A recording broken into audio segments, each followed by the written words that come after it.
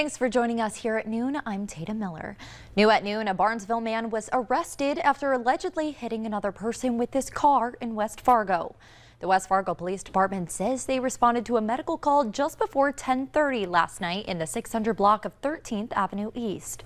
Officials say after an investigation, it was found that the driver, identified as 43-year-old Patrick Taylor, had hit another person after the two had gotten into an argument. Taylor was arrested on charges of driving under the influence with a child and aggravated domestic assault. Officials say the person hit was injured and taken to the hospital.